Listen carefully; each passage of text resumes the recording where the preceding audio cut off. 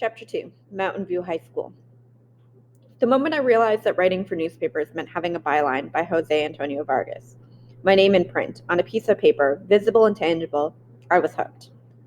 There are no writers in my family, not on my mother's side, not on my father's side. In the Philippines, we're a family of farmers, nurses, cooks, accountants, construction workers, U.S. Navy veterans. I got into journalism because of a high school teacher. You ask too many annoying questions, Mrs. Dewar told me. A self-described hippie with a smoky voice, Mrs. Dewar taught English composition to high school sophomores like me. Mrs. Dewar was also the longtime advisor to the Oracle, the student newspaper.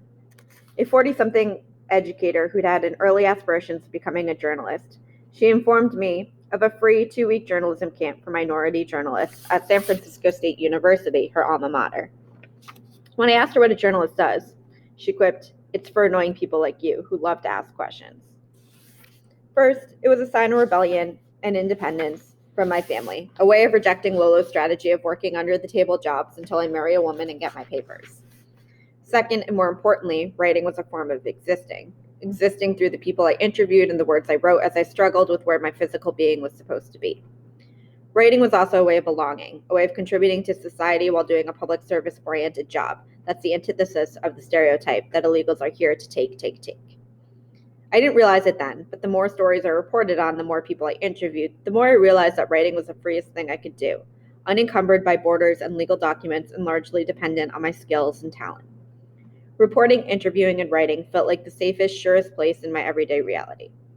If I was not considered an American because I didn't have the right papers, then practicing journalism, writing in English, interviewing Americans, making sense of the people and places around me, was my way of writing myself into America. In the beginning, writing was only a way of passing as an American. I never expected it to be an identity. Above all else, I write to exist, to make myself visible. Instantly, journalism became not just a passion, but the driving force of my life. Everything and everyone took a backseat to my work. Getting good grades at school took a backseat to my being a reporter. If it didn't have anything to do with furthering my career in journalism, I didn't do it.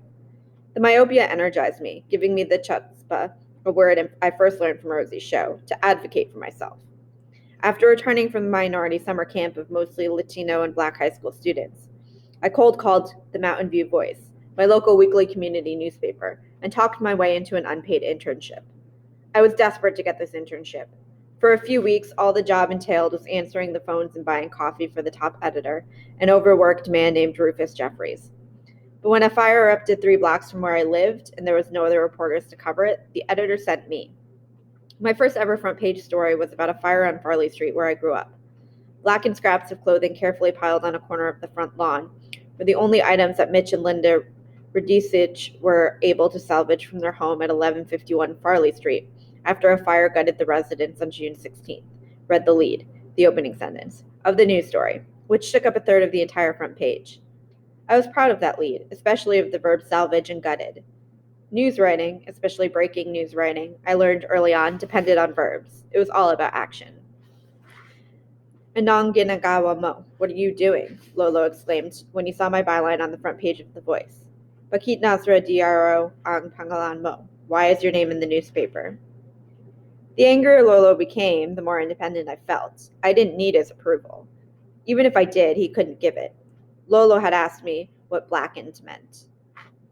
"Masyada ka ng nagiging social," Lolo said. "You're getting fancy now." Fancy or not, I made a concerted effort to stay as busy as possible. The busier my schedule was, the more activities I committed to, the less time I had to spend at home. Being at home reminded me of my limitations. Being at school opened up possibilities. In addition to writing for both The Voice and Oracle, I sang in choir, competed in speech and debate tournaments, acted and directed in plays and musicals, and was elected by the student government to represent their interests to the school board. I was so omnipresent at school that teachers, administrators, and parents of my classmates took notice. I neglected to tell Lolo and Lola about parent-teacher nights and open houses at school. I went alone and represented myself. It was easier that way. "Don't you ever go home?" Pat Hyland, the school principal, asked me one night after speech and debate practice. Because I was probably the busiest student at school who did not drive, classmates and school staff gave me rides, including Pat. Short-haired and quick-witted, Pat was the earliest member of a big-hearted community of strangers who, over time would occupy essential roles in my life. Whenever she drove me home, we stopped and got some lattes at Starbucks on El Camino Real Road. El Camino Real is the artery that runs through the peninsula south of San Francisco, dividing communities by race and class and separating adequate schools from great ones. Residents on its east side were generally on the lower end of the economic ring, mostly service workers and laborers.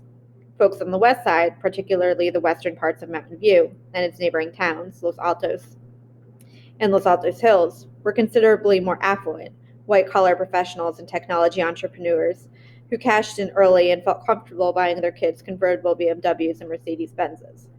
The parents of well-to-do students were generous to many students from working-class families like mine, paying for field trips, no questions asked.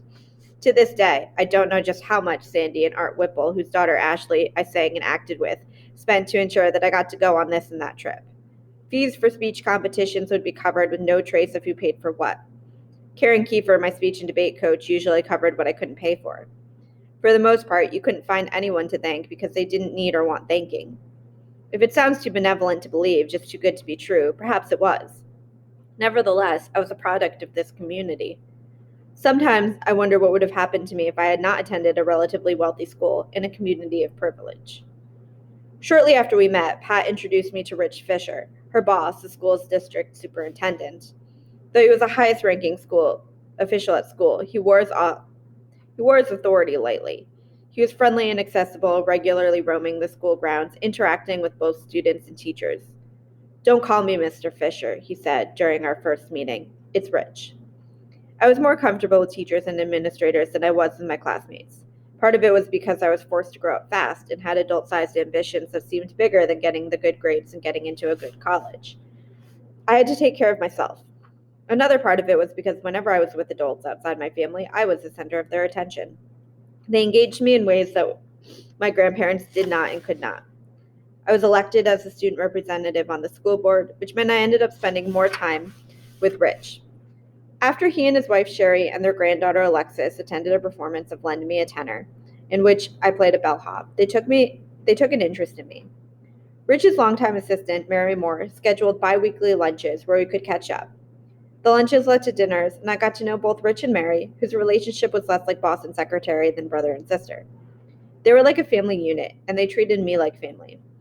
Over the years, Mary has written me more greeting cards, birthday cards, and holiday cards, hope you feel better cards, than anyone else I've ever met. Mary introduced me to her daughter Daisy and her son CJ, both of whom are around my age. Because I was forced to grow up quickly, I befriended many adults, including Judy Hanneman and Susan Sweely, who served on the school board.